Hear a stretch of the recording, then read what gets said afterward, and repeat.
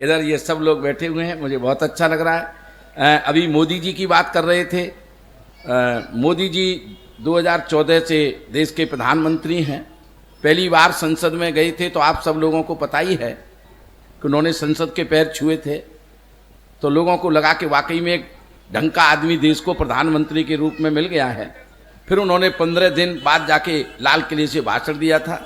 मित्रों, भाई बहना, न खाऊंगा न खाने दूंगा, ये भाषण दिया था उन्होंने। मैंने नहीं दिया, उन्होंने ही दिया था। फिर 15 दिन बाद जाके गुजरात में भाषण दिया था। मित्रों, भाई बहना, घर घर में शौचालय बनवाऊंगा। मैंने कि मेरे बाप जब खाएगा नहीं, खाने भी नहीं देगा, आदमी खाएगा नहीं तो जाएगा नहीं, घर घर में शौचालय का क्या होगा। अच्छा, मोदी जी जब से प्रधानमंत्री बने, जनहित में तमाम योजनाएं उन्होंने प्रस्तावित की। नोटबंदी, जीएसटी, वो नोटबंदी का भी जिक्र कर रहे थे, जीएसटी और उज्ज्वला योजना, पता नहीं कौन कौन सी योजना है, स्वच्छता अभियान। हास्य व्यंग का कभी अपने ढंग से अपनी बात को कहने का आदी होता है, उन्होंने अपने ढंग से बात कही। धंधो नयो करन नहीं दे रहे, जीएसटी है ना। पकौड़े तलने के लिए भी जीएसटी का हमें नंबर लेना पड़ता है। अब उसके चक्कर में उन्होंने कहते जी कि पकौड़ा बेच लो, ये भी एक रोजगार है। लेकिन दोस्तों, अब उसको बिना जीएसटी के चलाएं कैसे? तब 2-4 पंक्तियां सुनना। धंधो नयो करन नहीं दे रहे, रुपया घरे धरन नहीं दे रहे।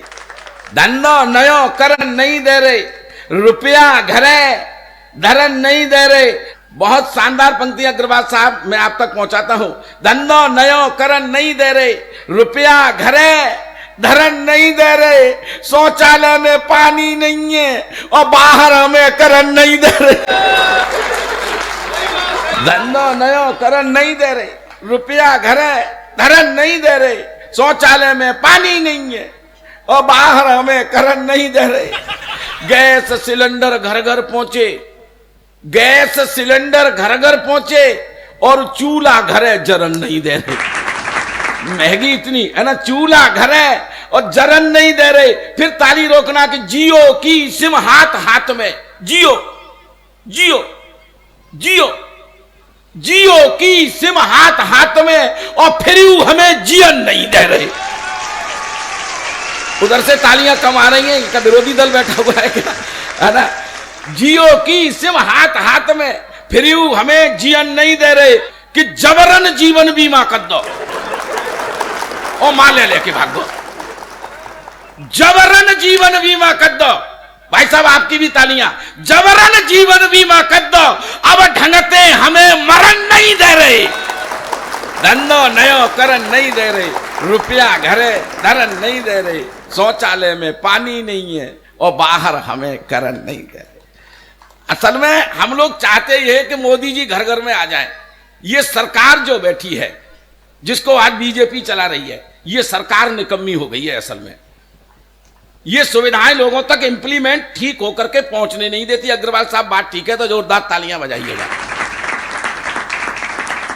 असल में क्या है कि एक लड़का शहर का है, लड़की किसी गांव की है, उजानी के आसपास के किसी देहात क्षेत्र की गोयल साहब लड़की है, लड़का बड़े नगर का है, महानगर का है। दोनों की शादी तय हो गई है। लड़के वालों को बारात लेकर लड़की के गांव में आना है। आप शादी समारोह में शामिल होते हैं।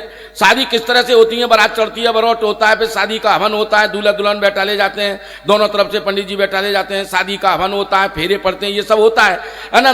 तो जब हवन होता है, लड़का लड़की बैठे हुए हैं, हवन शुरू हो गया, पंडित जी भी बैठे हुए हैं, शादी का हवन शुरू हुआ, धूप डाली गई, घी की आहुति दी गई। जैसे ही घी की आहुति दी गई तो गांव का शुद्ध देसी घी, उसकी खुशबू से जो शहर के पंडित जी मंत्र पढ़ने के लिए आए थे शादी के, उनका दिमाग खराब, खुशबू से ही दिमाग खराब हो गया कि इतना खुशबू वाला घी हमने काफी दिन से खाया नहीं। खाया क्या, हमने तो देखा तक नहीं। अगर इसमें से कुछ घी मिल जाए तो आनंद आ जाए। दिमाग में घी चल रहा, इधर फेरों के मंत्र शुरू हो गए।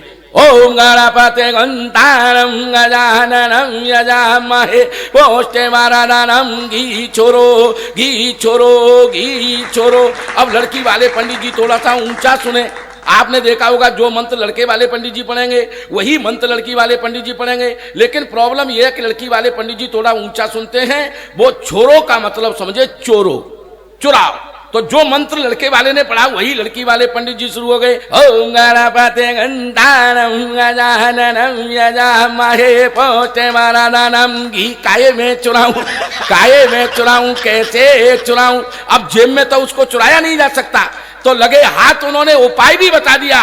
ओम भूर्वा स्वाहा ताता सावितुरामा रेण्यम कुल्लड़ में चुरा ले, कुल्लड़ में चुरा ले और 2-3 कुल्लड़ घी चुरा के वहीं चौकी की बगल में रख लिया। और वहीं बैठी बैठी घूंघट की ओट से नाइन सब देख रही है। नाइन तो आप जानते ही होंगे, wife of now.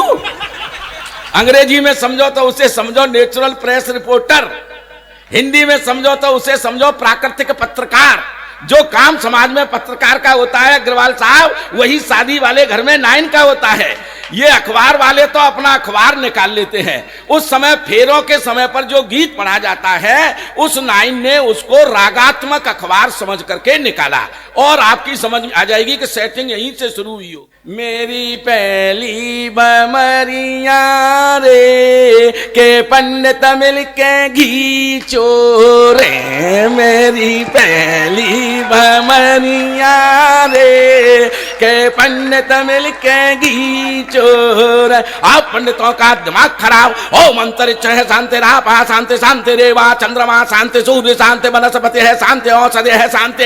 Hey nine तू भी शांत हो जा, आधा तेरा आधा मेरा। ओम स्वाहा। तो एक बार जोरदार ताली तो बजा दो, अब ओम स्वाहा ही होती रहेगी यहाँ पर। चलिए सर, मैं 1-2 धोखाधड़ी अलंकार का छंद आपको सुनाता हूं। हाँ, आप सोच रहे होंगे कि हिंदी साहित्य में धोखाधड़ी अलंकार नहीं होता। नहीं होता भाई साहब, मैं भी मानता हूं नहीं होता, क्योंकि अभी अभी पैदा हुआ है। तो बड़ा हो जाएगा तो हिंदी साहित्य में आ जाएगा। इसको पैदा करने वाले हैं प्रातः स्मरणीय सांध्य वंदनीय रात रात भर जागरण कराने वाले माननीय व्हाट्सएप फेसबुक आचार्य। व्हाट्सएप फेसबुक पर किस किस तरह के धोखे चल रहे हैं। कई बार सोशल मीडिया पर व्हाट्सएप फेसबुक पर भाई साहब आपने देखा होगा 25 साल की लड़की की डीपी पर फोटो लगा करके 60 साल का बुढ़ा चैटिंग कर रहा होता। सर मैं बात ठीक कहता जाऊं तो आपकी तालियां मेरे लिए महत्वपूर्ण है। तो हम फेसबुक पर फ्रेंड रिक्वेस्ट स्वीकार कर लेते हैं और धोखा खा जाते हैं। कई बार हम देखते हैं कि एक ही लड़की पिता पुत्र दोनों को फ्रेंड रिक्वेस्ट भेज देती है और पिता पुत्र दोनों स्वीकार कर लेते हैं और दोनों से चैटिंग करते रहते हैं। धोखे की संभावनाएं बढ़ती हैं। एक धोखा मैं आपको सुनाता हूं। आपको बस कल्पना यह है कि 25 साल की लड़की की डीपी पे फोटो लगा करके 60 साल का बुढ़ा बात कर रहा है। बस ध्यान रखिएगा। रूपवती गुणवती अति मधुवाला मन को भाए गई। ताली के साथ सुनना पड़ेगा, आनंद लेके। रूपवती रूपवती गुणवती अति मधुवाला मन को भाए गई। चंचल चितवंचा लाख चतुर ने नौके तीर चलाई गई। रूपवती रूपवती गुणवती अति मधुवाला मन को भाई गई। चंचल चितवंचा लाख चतुर ने नौके तीर चलाई गई। फिर प्यार का पैग लगा करके, फिर प्यार का पैग लगा करके दिल में तूफान उठाए गई। हमसे वादा था शादी का, चाची बन घर में आए गई। रूपवती गुणवती अति मधुवाला मन को भाई गई। चंचल चितवंचा लाख चतुर ने नौके तीर चलाए गई। मोबाइल पर एक जनी जब मित्र भाव में आए गई। मोबाइल पर एक जनी जब मित्र भाव में आए गई। दिन रात करी चैटिंग इतनी इनबॉक्स में आकर छाए गई। दिन रात करी चैटिंग इतनी इनबॉक्स में आकर छाई गई। मेरे पति मरे मेरे पति मरे मैं सिंगल हूँ। मेरे पति मरे मेरे पति मरे मैं सिंगल हूँ। झूठी सांची बतराई गई। जब तक हृदय की आंख खुली पूरे खाते को खाए गई।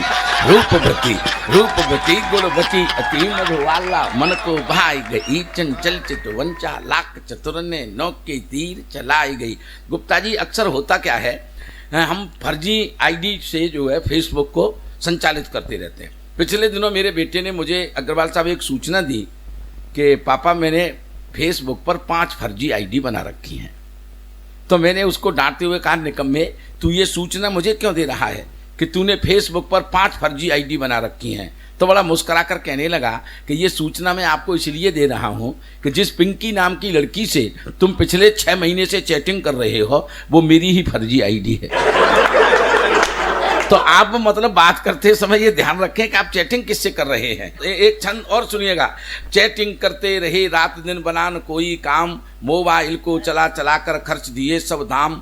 आशा समझ के हमने जिससे प्रेम की आशा पाली और भेद खुला तो निकला ससुरा बुढ़ऊ आशा।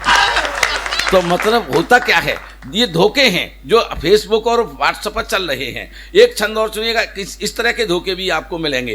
रूपवती गुणवती अति मधुवाला, मन को भाई गई चंचल चितवंचा, लाख चतुर ने नौके तीर चलाई गई। अकियन अकियन बतराई गई, अकियन अकियन बतराई गई, फिर आंख की कोर दवाई गई। हम आंखिन बीच फंसे ऐसे, हमें आंख को रोग लगाई गई। उन आंखिन ते उबरे कैसे, उन आंखिन ते उबरे कैसे, इन आंखिन बीच समाई गई। अब आंखें ढूंढ रही बाकों जो जूतों से पिटवाई गई।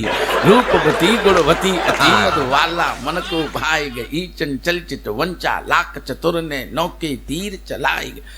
तब मैंने एक छंद और लिखा, मैंने ही शादी करवाई, मैंने ही चौकी पटा दिया, मैंने ही शादी रचवाई, मैंने ही चौकी पटा दिया। फिर अपने दिल के रिक्शे को उसके रिक्शे से सटा दिया। फिर जोड़ जोड़ कर जोड़ किया और भाग्य से भाग को घटा दिया। भाभी का नंबर सेव किया, भैया रास्ते से हटा दिया। ये भी समाज में हो रहा है। हम जो है पतन के किस मुकाम पर पहुंच गए हैं। हमारे परिवार विघटित हो रहे हैं। पहले परिवार में 4 भाई रहते थे, बहनें रहती थी, बुआ रहती थी, मतलब तमाम चाचा ताऊ सब मिलकर के एक परिवार में रहते थे। वो परिवार नष्ट भ्रष्ट हो रहे हैं। अब स्थितियां यहाँ तक, एक तो सरकार इन रिश्तों पर कहर बनकर के टूट पड़ी है।